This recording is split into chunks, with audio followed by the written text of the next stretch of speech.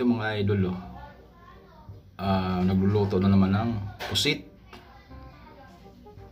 Prito ng pusit. Bagay lang yung piniprito. Tapos nilalagay sa tubig na may yelo. Tapos tinatanggal yung kumbaga parang ipi ng pusit, no? So matigas kasi yun. Kaya kailangan tanggalin. Lagyan ng harina. Tapos pipritohin. Hindi hugasan.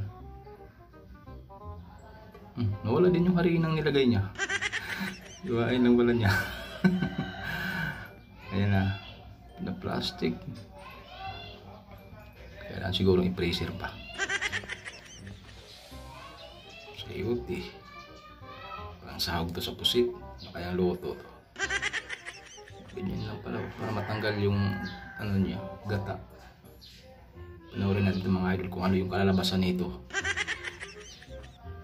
Baka gagawa na naman ng dessert. Dessert na sayuti.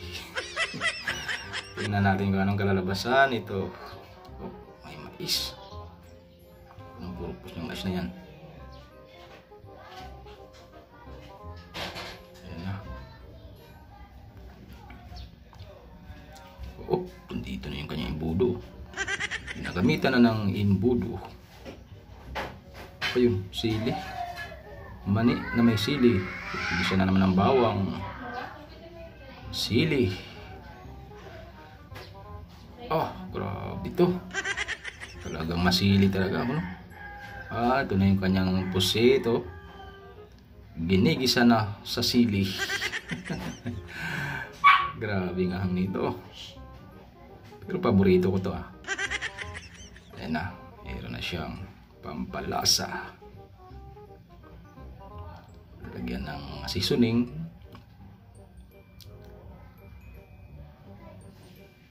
Parang adobo. Yan, pinatuyo. Pero kung makikita mo yung texture niya, talagang mukhang masarap talaga eh. Ito na yung kanyang pinapakuluan. Mani, mais, tapos may green sili yata yun. Ito na yung kanyang sayote, pinapakuluan, gagawa ng kakaibang dessert. Hello. Mayroon pang Baguio beans, anong dahon yan?